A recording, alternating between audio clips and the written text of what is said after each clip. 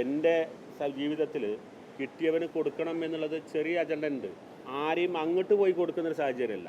അപ്പോൾ അത് മനസ്സിലാക്കിയ സമയത്ത് ചെറിയ വാശി എനിക്കുമുണ്ട്. ആ വാശിയിൽ ഞാനൊരു പക്ഷേ ഇതിൽ എന്താണ് ചെയ്യേണ്ടത് വെച്ചാൽ ഞാൻ മാറി നിന്നാൽ അതിലേക്ക് വേറെ ആൾക്ക് വരാം. ഈ ജീവിതകാലത്ത് ഇത്രയും കാലം ഈ പാർട്ടിക്ക് അധ്വാനിച്ച് മാറ്റി നിർത്തപ്പെടേണ്ട ഒരു വ്യക്തിയല്ല ഞാൻ. അങ്ങനത്തെ സാഹചര്യത്തിൽ ഞാൻ എന്ത് ചെയ്തു എന്ന് വെച്ചാൽ പാണക്കാട് കുടുംബത്തിനോ നേതൃത്വത്തെയോ വെല്ലുവിളിച്ചിട്ടല്ല, പക്ഷേ ഒരു പ്രതിഷേധം അറിയിക്കുക എന്നുള്ള നിലക്ക് ഞാൻ സ്വതന്ത്ര സ്ഥാനാർത്ഥിയായി നൽകുന്ന സാഹചര്യത്തിൽ ചിലപ്പോൾ ഒരു പക്ഷേ മണ്ഡലത്തിൽ 5000-10,000 വോട്ട് കിട്ടാം. അതുകൊണ്ട് ഒരു സ്ഥാനാർത്ഥിൻ്റെ വിജയസാധ്യതയില്ല.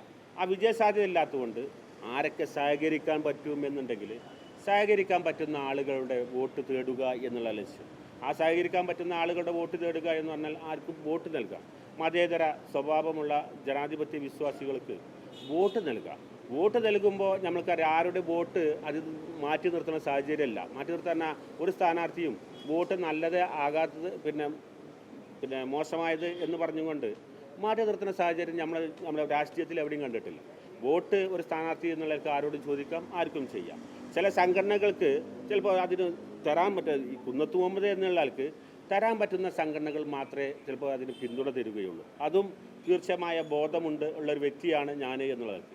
അതുകൊണ്ട് തന്നെ ആരെങ്കിലും അതിലേക്ക് സഹകരിക്കുകയാണെന്നുണ്ടെങ്കിൽ ഈ മങ്കടയിൽ നമുക്ക് നല്ല വികസനങ്ങൾ കൊണ്ടുവരിക എന്ന് പറഞ്ഞിട്ടുണ്ടെങ്കിൽ, പ്രത്യേകിച്ച് ഞാനൊരു കാലഘട്ടത്തിൽ ഞാൻ ബ്ലോക്ക് പ്രസിഡൻ്റായിരുന്ന സമയത്താണ്, ഇവിടെ ചെറിയ പ്രയാസങ്ങളുള്ള സമയത്താണ് അന്നത്തെ MLA-യും MLA-മാരും മന്ത്രിയുണ്ട്, പെരുന്തണ്ണൂർ മന്ത്രിയാണ്, ബ്ലോക്ക് പ്രസിഡന്റ് എന്നുള്ള ആൾക്ക് തഹസിൽദാറൊക്കെ കൂടെ കൂടിയിട്ട് അന്ന് സബ് കളക്ടറൊക്കെ ആയിരുന്ന നമുക്ക് ആളുകളൊക്കെ കൂടെ കൂടിയിട്ടാണ് ഈ റോഡിൻ്റെ മേൽപ്പാലത്തിൻ്റെയും കാര്യങ്ങൾ ചെയ്തത്.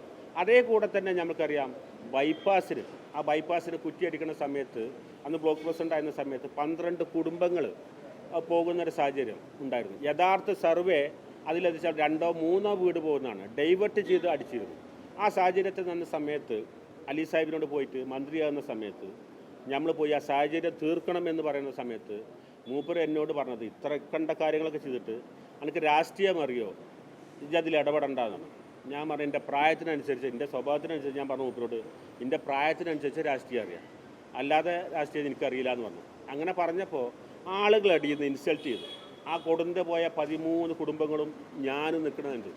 അതുകൊണ്ട് എൻ്റെ സ്വഭാവം അനുസരിച്ച് ഞാൻ അവരോട് പറഞ്ഞു, മുസ്ലിം ലീഗിൽ മൂപ്പര് മാത്രമല്ല മന്ത്രിയുള്ളത്, മൂപ്പര് മാത്രമല്ല നേതാവുള്ളത്, പോരും നമുക്ക് ബാക്കി കാണാറ്. അഹമ്മദ് കബീർ സാഹിബ് നമ്മുടെ MLA ആയിരുന്നു മങ്കടയുടെ.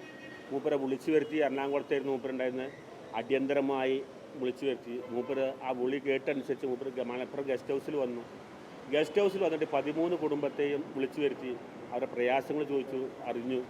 ആ സമയത്താണ് ഇബ്രാഹിം കുഞ്ഞ് ആ ഗസ്റ്റ് ഹൗസിലുണ്ടായിരുന്നു. മൂപ്പരെ അവിടെ വിളിച്ചു വരുത്തി ആ ഉദ്യോഗസ്ഥന്മാരോട് പറഞ്ഞിട്ട്, അതുപോലെ തന്നെ അതിന് പ്രത്യേക ടീമിനെ വെച്ച് സർവേ പഠിക്കാൻ പറഞ്ഞു. സർവേ പഠിച്ച സമയത്താണ് തിരുമാങ്കൂത്ത് ഭഗവതി ക്ഷേത്രത്തിൻ്റെ ബാക്കിലൂടെ പോയി നമുക്ക് അവിടെ പിന്നെ കൃഷി ഓഫീസിൻ്റെ ബാക്കിലൂടെ പോകേണ്ടത് മുൻവശത്തൂടെ പോകുമ്പോഴാണ് 13 വീട് പോകുന്നത്.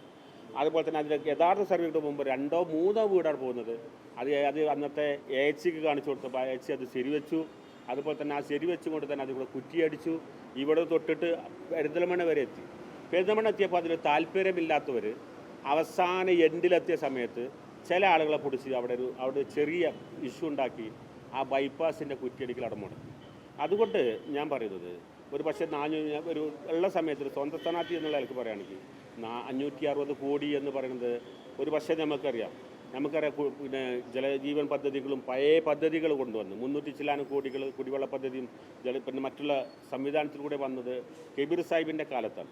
ആ കബീർ സാഹിബിൻ്റെ കാലത്തുള്ള പദ്ധതികളും അതുപോലെ തന്നെ നമ്മളെ ചെറുതോടിൻ്റെ നവീകരണം എന്ന് പറഞ്ഞിട്ട് കണ്ടു നമ്മളെ തിരുമാതാംകൂതിൻ്റെ അവിടെ വന്ന് കൂട്ടിലങ്ങാടി വരെയുള്ള കാര്യങ്ങൾക്ക് ഇതുകൊണ്ടാണ്.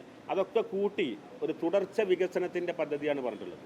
യഥാർത്ഥത്തിൽ വികസനം മങ്കടയിൽ കൊണ്ടുവരികയാണെങ്കിൽ പറയാനുള്ളത് കാര്യമായ വികസനം വന്നിട്ടില്ല.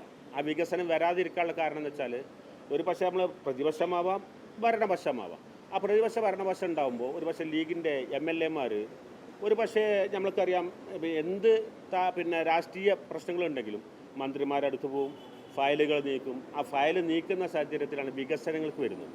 അത് ഒരു പക്ഷേ ലീഗിൻ്റെ മെമ്പർമാർക്ക് കൊടുക്കുന്നില്ല എന്ന് പറയാൻ പറ്റില്ല. നമുക്ക് ആ TV ഇബ്രാഹിമിൻ്റെ മണ്ഡലത്ത് വന്നിട്ടുണ്ട്, PK ബഷീറിൻ്റെ മണ്ഡലത്തിൽ വന്നിട്ടുണ്ട്, അമീത് മാഷ മണ്ഡലത്തിൽ വന്നിട്ടുണ്ട്, ആബിദ് സംഘ മണ്ഡലത്തിൽ വന്നിട്ടുണ്ട്. പക്ഷേ അവർ മങ്കടയിൽ വരുന്നില്ല. കാരണം എന്താ ചോദിച്ചിട്ടുണ്ടെങ്കിൽ ഒരു ഫയലുമായി പോയിട്ട് മന്ത്രിനെ കണ്ട് ചിലപ്പോൾ അതിൻ്റെ മറ്റുള്ള ഏതൊക്കെ പ്രയാസങ്ങളാണെന്നുള്ളത് ഒരു ടീം വർക്ക് ചെയ്തെങ്കിലേ ഉള്ളൂ വികസനം വരിക. അതിൽ ഈഗോ കയറി നിന്നാൽ വികസനത്തിലേക്ക് എത്തില്ല. അതുപോലെ തന്നെ MLA ആസ്തി ഫണ്ടും MLA ഫണ്ടും ഉപയോഗിച്ചിട്ടുള്ള വികസനമാണുള്ളത്. പിന്നെ കേന്ദ്രാവിഷ്കൃത പദ്ധതികൾ എന്ന് പറഞ്ഞിട്ടാണ് വരുന്നത്. അത്തരം കാര്യങ്ങൾക്കൊക്കെ വികസനങ്ങൾക്ക് അതിന് നമുക്ക് ഒരു പുകമറ ഇട്ടിട്ട് കാര്യമില്ല. ഇത്ര നല്ല നിലക്ക് വരേണ്ട ഒരു സാഹചര്യമുണ്ട്. ഈ സാഹചര്യത്തെ നമ്മൾ മനസ്സിലാക്കിക്കൊണ്ട് LDFനെ പിന്തുണയ്ക്കും. ഞാനൊരു LDFിൻ്റെ നേതാക്കളെയും ഈ സാഹചര്യത്തിൽ പോയിട്ടില്ല. ഈ സാഹചര്യത്തിൽ വെച്ചിട്ടുണ്ടെങ്കിൽ ഞാൻ സ്വതന്ത്രമായി കൊടുത്ത് ആർക്കും വേണമെങ്കിൽ പിന്തുണക്ക എന്ന് പറഞ്ഞിട്ടുണ്ടെങ്കിൽ ആ പിന്തുണക്കലെന്ന് വെച്ചാൽ പിന്തുണക്കാൻ ആരെങ്കിലും വരികയാണെങ്കിൽ അവരുമായി മുന്നോട്ട് പോകുക എന്നുള്ള സാഹചര്യം ഇപ്പോഴാണ് ഉണ്ടായിട്ടുള്ളത് എന്നുള്ളതാണ്. അതുകൊണ്ട് തന്നെ ഞാൻ പറയുന്നത് ഇത്തരം ഒരു കാര്യങ്ങൾ നിങ്ങളെ നിങ്ങളടിയിൽ പറയുക എന്നുള്ള ലക്ഷ്യത്തോടു കൂടി മാത്രമാണ് വിളിച്ചു ചേർത്തുള്ളത്.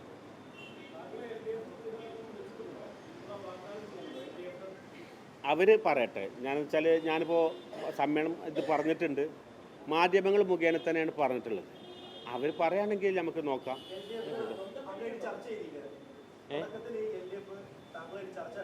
ഇല്ലല്ല, അത് ഒരു സുഹൃത്തുക്കൾ എന്നുള്ള നിലയ്ക്ക് നമ്മളൊരു പക്ഷേ 2 രാഷ്ട്രീയ പാർട്ടിക്കാണെങ്കിലും ഒക്കെ സുഹൃത്തുക്കളാണ്. എന്നോട് ഒരു പക്ഷേ ഒരാൾ വന്നിട്ട് പറഞ്ഞു നിങ്ങളിവിടെ സ്ഥാനാർത്ഥിയാവുകയാണെന്നുണ്ടെങ്കിൽ നമുക്ക് താല്പര്യമുണ്ട്. ഞാൻ പറഞ്ഞു ഞാൻ സ്ഥാനാർത്ഥിയാണെന്നുണ്ടെങ്കിൽ UDFൽ തങ്ങൾ പ്രഖ്യാപിക്കുകയാണെങ്കിൽ നിങ്ങൾ സ്ഥാനാർത്ഥിനെ നിൽക്കണ്ട, എന്നാൽ നമുക്ക് ഒരുമിച്ച് പോകാമല്ലോ എന്നുള്ളത് പറഞ്ഞു. ഈ സാഹചര്യം ഞാൻ പറയണത് വെച്ചാൽ മണ്ഡലം എക്സിക്യൂട്ടീവ് കൂടുന്ന സമയത്ത് ഞങ്ങൾ ഇങ്ങനെ ഇരുന്ന് തമാശ പറയുന്ന സമയത്ത് നമ്മൾ LDF കുറേ ആളുകളെ സമീപിക്കുന്നുണ്ട്. നമ്മളോട് ഒരാൾ ഇങ്ങനെ ചോദിച്ചിരുന്നു. അപ്പോൾ പറഞ്ഞു മറ്റാളോട് എന്താ 1-2 ആൾക്കാർ എന്നോട് ചോദിച്ചു പറഞ്ഞു. എന്നോട് ചോദിക്കാൻ സാധ്യതയില്ല എന്ന് പറഞ്ഞു ഞങ്ങളന്ന്. അപ്പോൾ അതുകൊണ്ട് ഒരു തമാശ രൂപത്തിൽ പറഞ്ഞിരുന്നു. അത് ഞാൻ തന്നെയാണ് ആരോട് പറഞ്ഞത്, മണ്ഡലം കമ്മിറ്റിയിലുള്ള സുഹൃത്തുക്കളോട് പറഞ്ഞത്. അത് ഈ രൂപത്തിലുള്ളൊരു ചർച്ചയല്ല, ഒരു മുഖാമുഖം ഇരുന്നുങ്ങാണ്ട് നേതാക്കന്മാരായിട്ട് ഇരിക്കെ പറയുകയോ ചെയ്യണതല്ല. അത് സുഹൃത്തുക്കൾ എന്നുള്ള നിലക്ക് പറഞ്ഞു.